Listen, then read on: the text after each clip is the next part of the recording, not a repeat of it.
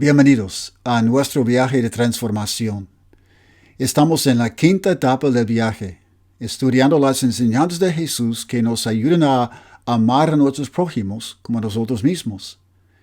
Hemos estado considerando las parábolas y también las pláticas de Jesús que manifiestan ciertas cualidades del amor, tales como la compasión, la humildad, el perdón, la paciencia, la mansedumbre. Y ahora vamos a empezar a considerar los principios de Jesús que también nos ayudan a entender cómo amar a nuestros prójimos. Empezamos con el principio de la segunda milla. Jesús les dijo a sus discípulos, si te piden ir una milla, ve 2. Leeremos de Mateo capítulo 5, comenzando con versículo 40 hasta 42. Mateo 5, 40, donde Mateo nos registra. Y al que quiera ponerte a pleito y quitarte la túnica, déjale también la capa. Y a cualquiera que te obligue a llevar carga por una milla, ve con él 2. Al que te pida, dale. Y al que quiera tomar de ti prestado, no se lo rehuses.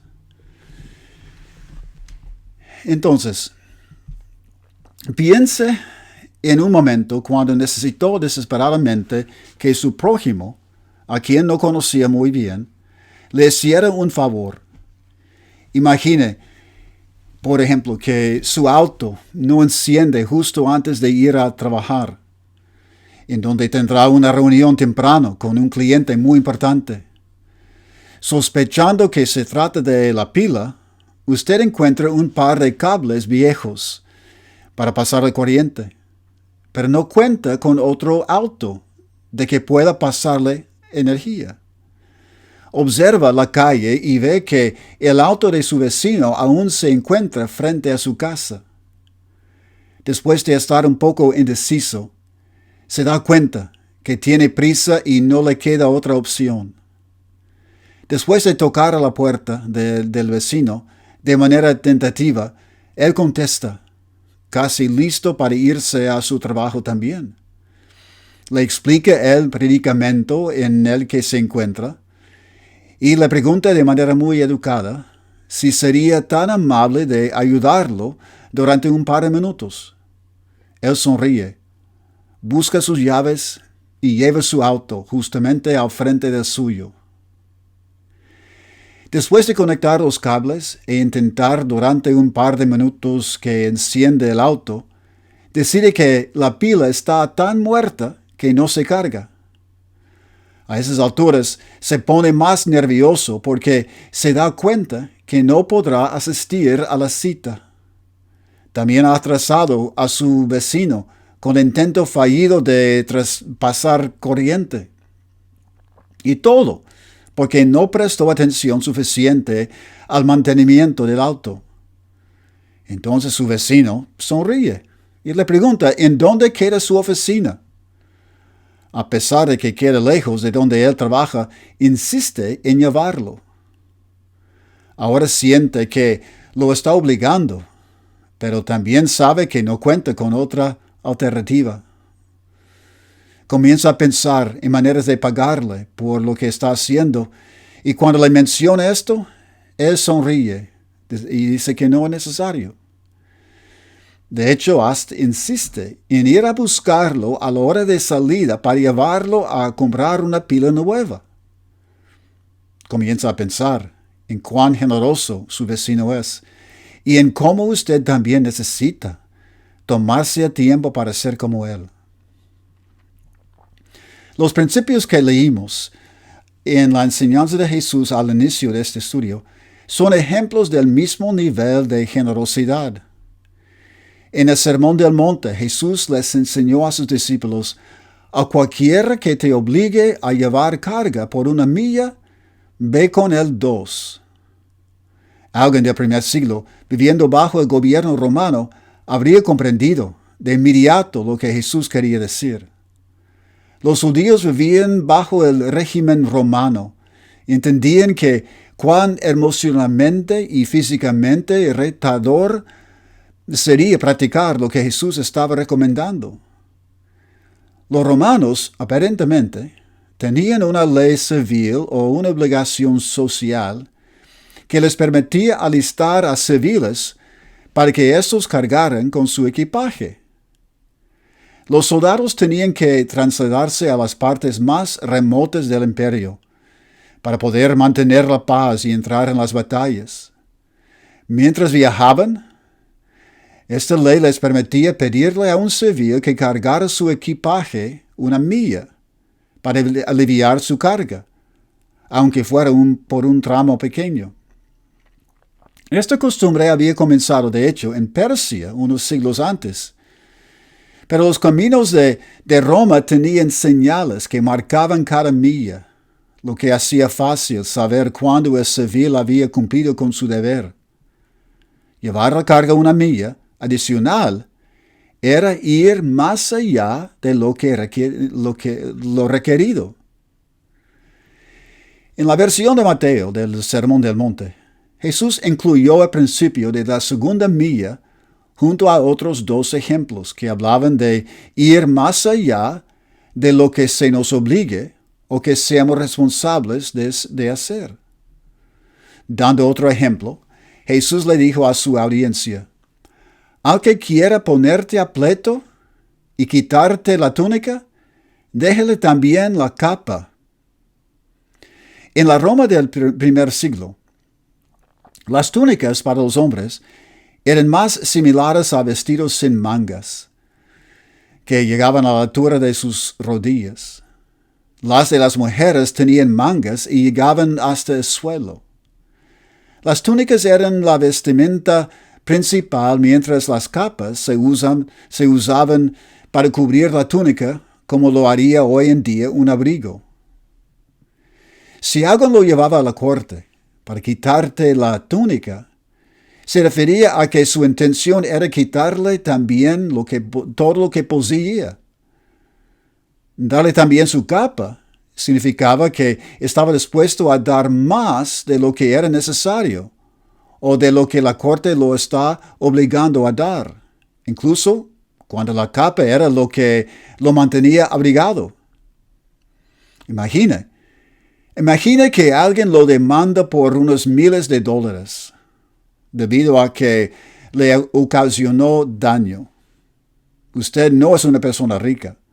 Sin embargo, para que nadie dude en que en verdad su arrepentimiento por el daño que ocasionó y su disponibilidad para hacerse responsable, le da a la persona mucho más de lo que está pidiendo.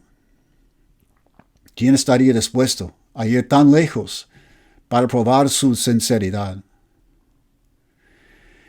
En otro ejemplo que Jesús ofrece es: al que te pida, dale, y al que quiera tomar de ti prestado, no se le rehuses. ¿Por qué rehusaríamos a quien nos pide prestado? Puede ser que simplemente no contemos con los medios para prestarle el dinero que nos pide. Puede ser que les neguemos la ayuda porque sabemos que usarán el dinero para cosas tontas o dañinas.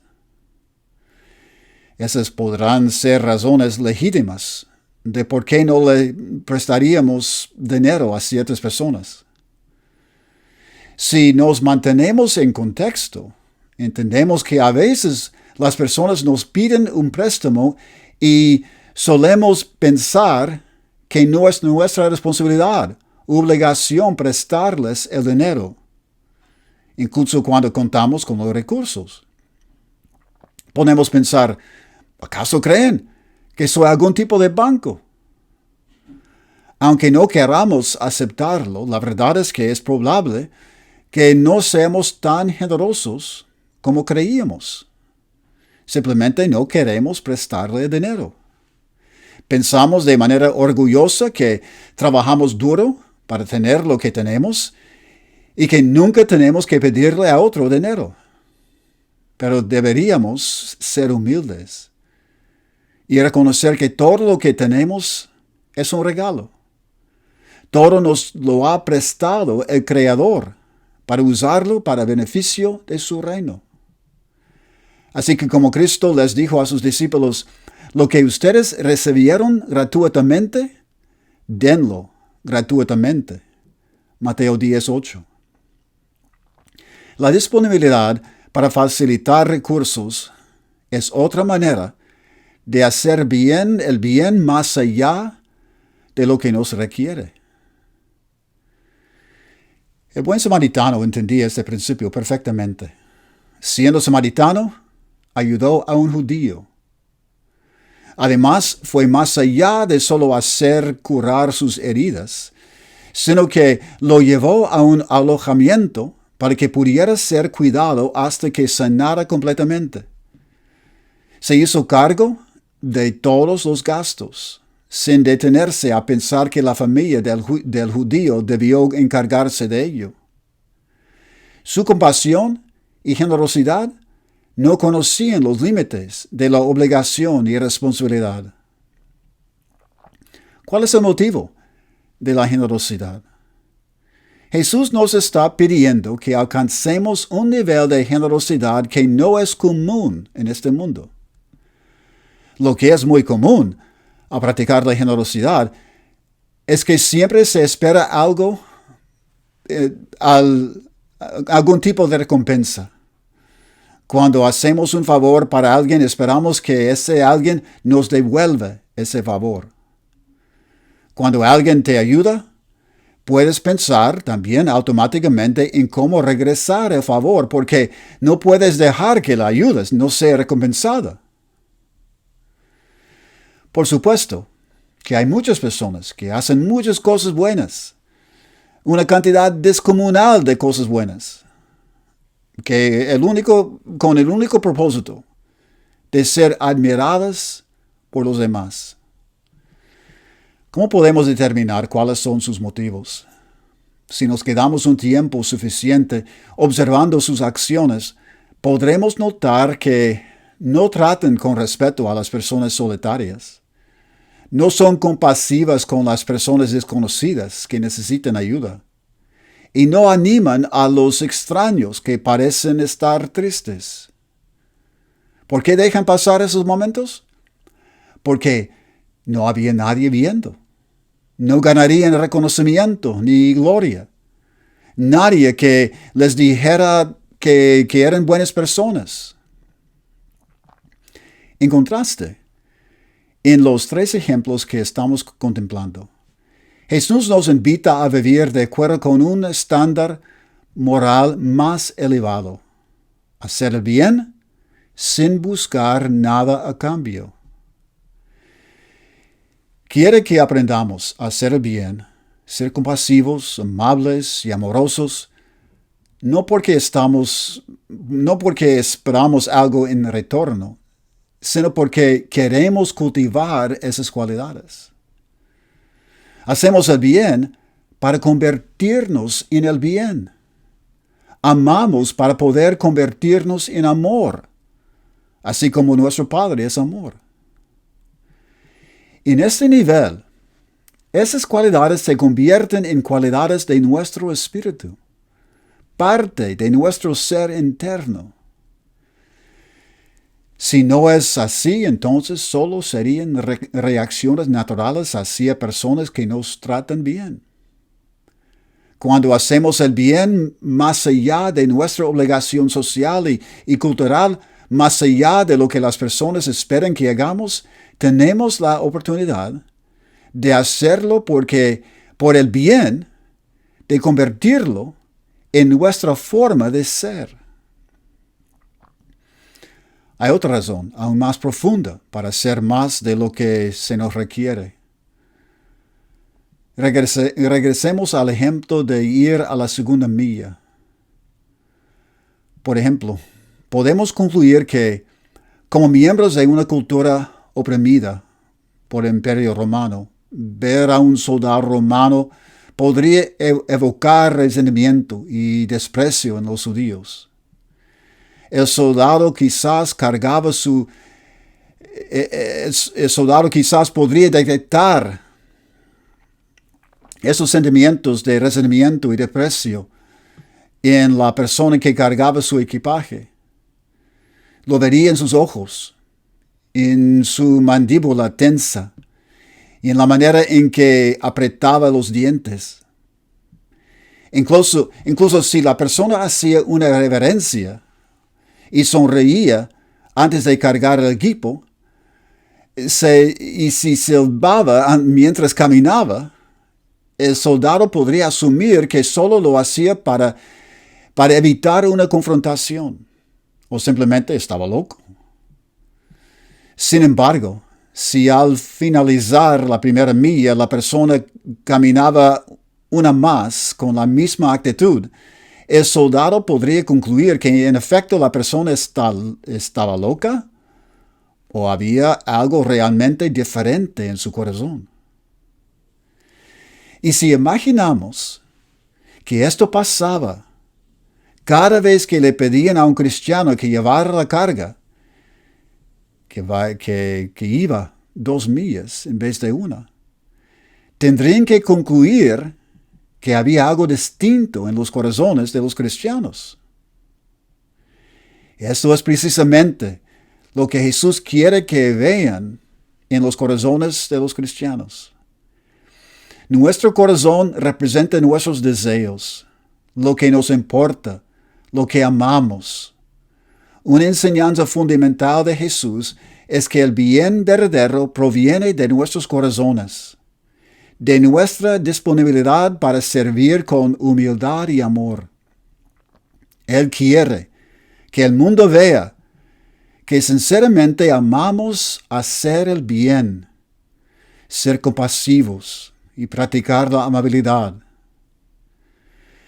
¿Y cómo pueden ver las personas nuestros corazones y saber qué sentimos cuando hacemos el bien? Una de las maneras de demostrar la sinceridad de nuestros corazones es hacer más de lo que se nos requiere. En dichos momentos tan poderosos, es claro que aunque hayamos recorrido la primera milla porque era necesario, recorrimos la segunda milla porque queríamos ir más allá. Viene de nuestros corazones.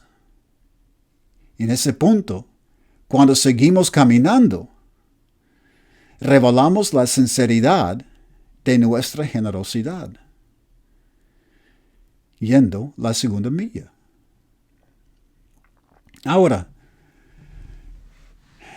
descubramos algunas cualidades del amor que se manifiestan a través de ese principio. Primero, generosidad, como hemos dicho. Generosidad es dar libremente, sin esperar nada a cambio.